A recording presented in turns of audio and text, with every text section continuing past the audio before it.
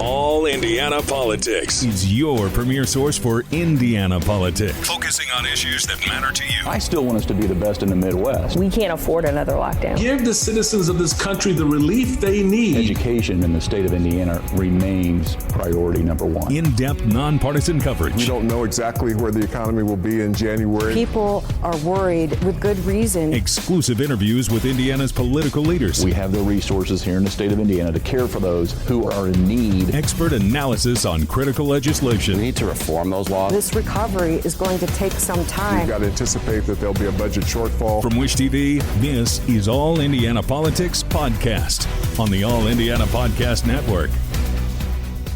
Good Sunday morning. Welcome to another edition of All Indiana Politics. I'm Phil Sanchez. The U.S. Secretary of Education says shutting down her department will not lead to fewer civil rights protections for students. Now, those comments came during a visit to Purdue University. The Supreme Court has overturned a lower court's ruling that blocked about 1,400 planned layoffs. Our Garrett Berquist caught up with Secretary Linda McMahon.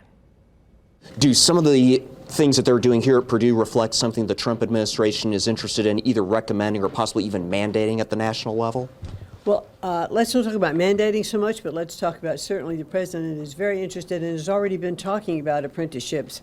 He did that during his first administration. I wanted 1 million apprenticeships then. He's set the same standard now. And so what I'm hearing in this room today with K through 12s working towards apprenticeships, working with industry and business, they're really guiding.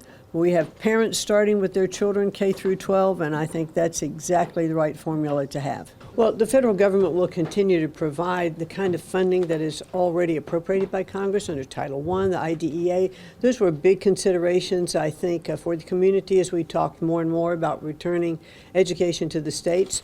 But what the president, what the federal government wants to do is get out of the way, remove a lot of the regulation. Let's get more money into the states that's now spent on bureaucracy. And I think that's what you'll see. There's been a lot of concern from parents of minority communities, parents of children with disabilities, that sort of thing, about the ability of their children to continue to access equal education if the Department of Education no longer has a robust civil rights division. How do you respond to those concerns? Well, we will always have a robust civil rights commission because we've got a Department of Justice as well. And a lot of other agencies also have OCR divisions, but that's not going to be hampered at all. And let me remind you that before there was a Department of Education, we did have Title I funding, we did have IDEA funding for students with special needs, and that was accomplished very well. Will the Trump administration release some of the funding that was frozen on July 1st? There was about $107 million in there specifically earmarked to the state of Indiana. Those programs are all being reviewed, and because it is under review, I won't have much comment on it today. You probably already know that really 90% of the education budget already comes from the states. From the federal government, it's about 8 to 10%. And so that accountability already resides with the states and really just will be enhanced even more. So, Representative, Secretary McMahon says that she'd like to see states emphasize more apprenticeships and more school choice in the same manner as Indiana. What pitfalls do you foresee with that strategy? As we see in Indiana, we have continued to decrease funding towards our schools. And that has been to the detriment of many of our public schools, especially in rural areas or places that are losing enrollment. So it's school choice for some. But what we're really talking about is the diversion of funding from our traditional public schools to vouchers and charter schools, which, limits those choices where those choices aren't available for some students. We are continuing to fund families that are the wealthiest in our state, leaving less funding for those schools that may need that extra funding. Is Indiana in a position to assume those responsibilities fully, as McMahon and the Trump administration have proposed? Well, and as I said, we are continuing to collect less tax dollars. Indiana is the third highest dependent on federal funding. We've continued to put less funding into education by diverting those funds to the charter and voucher schools. Our public schools are struggling to keep up with the necessary requirements now.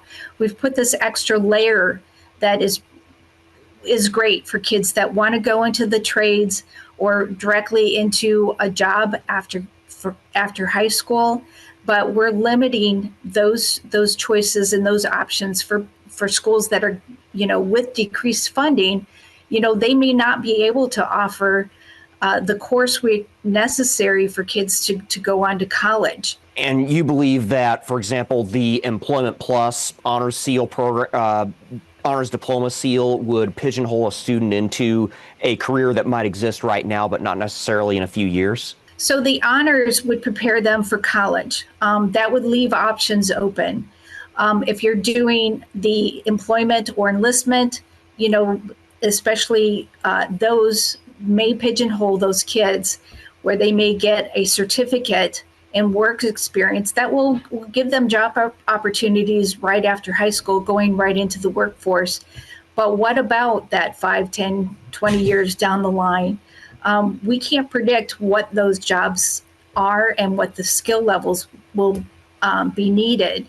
I asked McMahon about the potential loss of the Department of Education's civil rights resources if her department is shut down, as President Donald Trump has proposed. And she replied, and this is a near direct quote, "We still have a Department of Justice. We still have civil rights offices within other cabinet level agencies and other government agencies. Are those a sufficient replacement?" I think the issue is making sure that we are addressing the educational needs of all students and children, where we're talking specifically about that education. And when it comes to making sure that there is equality in education, whether that child has special needs or poverty, those are needs that have been addressed federally, not only by the department, but by funding. Right now, the Trump administration is withholding a little less than $7 billion worth of K-12 funding. And according to Democratic U.S. Senator Patty Murray, that includes about $107 million that was earmarked specifically for Indiana. What impacts might we feel here if that funding is not released?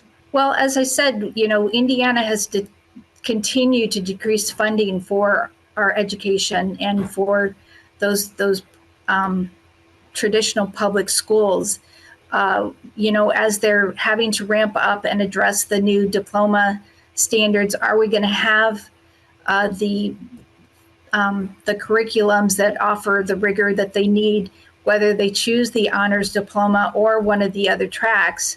That extra funding is going to impact every school in the state, especially when it comes to addressing what that funding specifically does, and that's addressing kids that have special needs or, maybe showing up without food.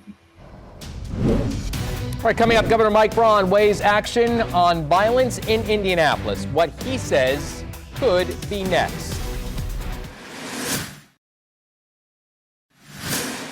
Welcome back. State leaders say they're considering intervening to address violent crime here in Indianapolis. Our Tim Spears explains what could be on the table. Governor Braun said state police will help take every additional precaution available to ensure the WNBA All-Star Game weekend remains safe. But looking towards the future, he wants to see a crackdown from local law enforcement in Indianapolis, specifically from the Marion County Prosecutor's Office. Indianapolis's own justice system is not doing the job.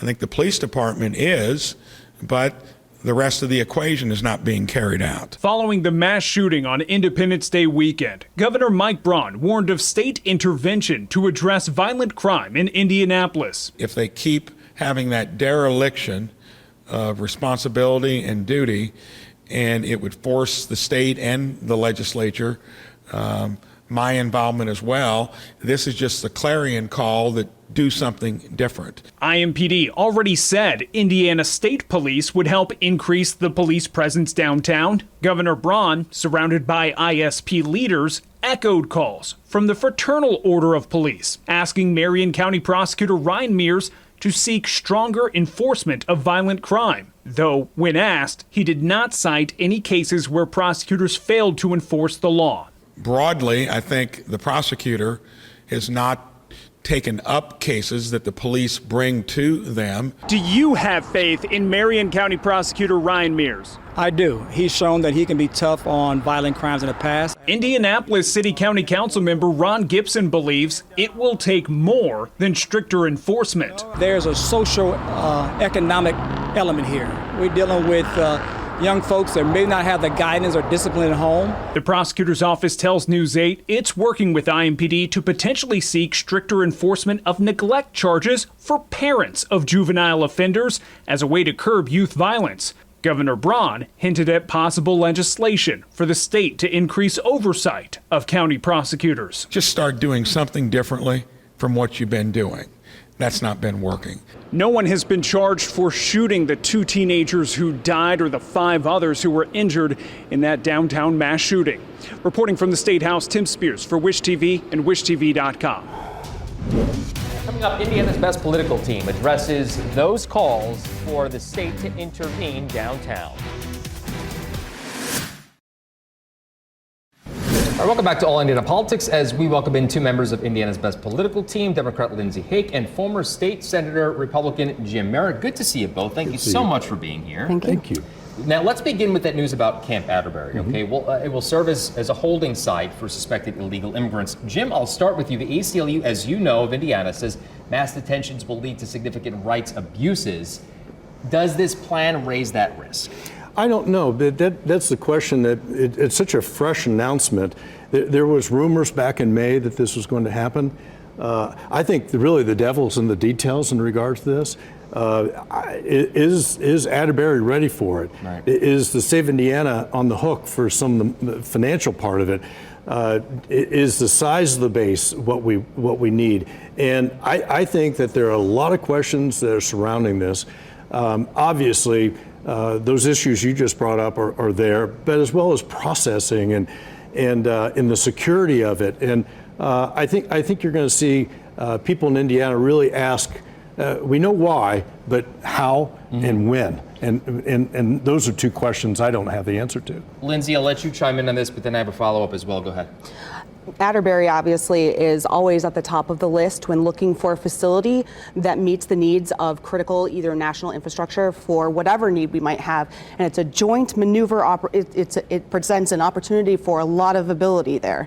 And so it's not just like, say, for example, you go down to Atterbury in the summer, there's not just Army troops there. There's folks from all over from allied nations training there. And so it's a facility that meets a lot of need. Right. The question is correct with Jim pointing out that we need to know the how right now as to how this all occurs. And those are answers that we don't have right now. You haven't had an answer from DHS. You haven't had an answer even from DOD, I don't think. So you've got a lot going on here. The news is very fresh. Obviously, hopefully we hope to get those details soon. Lindsay, I also want to ask you this. Does the Trump administration have any realistic alternatives if we continue to carry out these types of deportations? Alternatives to mass incarceration for even some individuals that stand as U.S. citizens, or alternatives to Atterbury? Yes. Okay. Just want to make sure I'm clear here. I really don't know. That's a question I guess remains to be seen.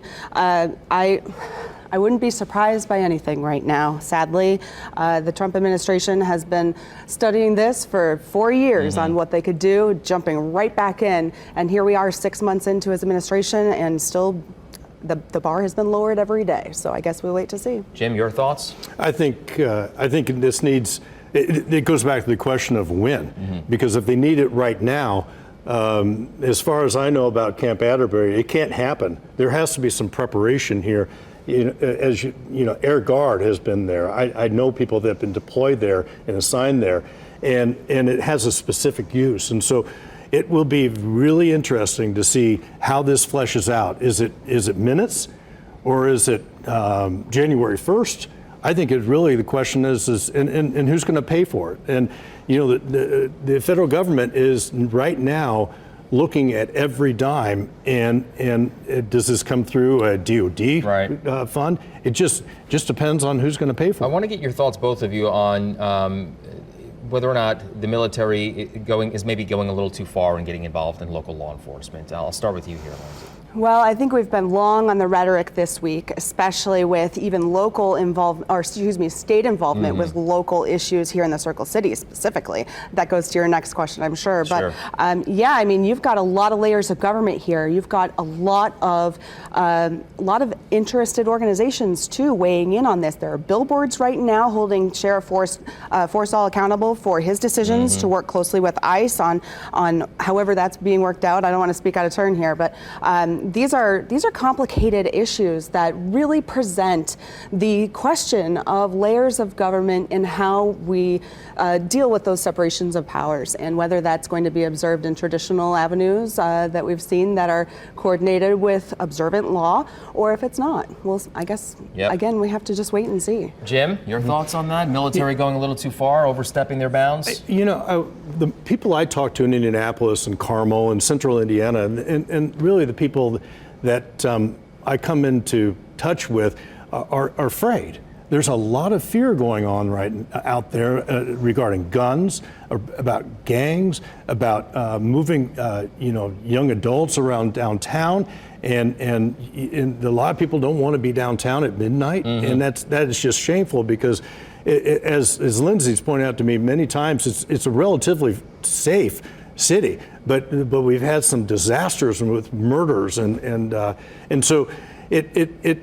I don't believe that when you talk about we'll get to the Indianapolis thing here in a moment, but let's talk about the deportation stuff right now. I think law enforcement, if it needs to be bolstered at the local level, is not a bad thing. Okay. Well, to your point, let's talk about Indianapolis, because we do have a problem here in downtown, or specifically here around our station here at Indianapolis.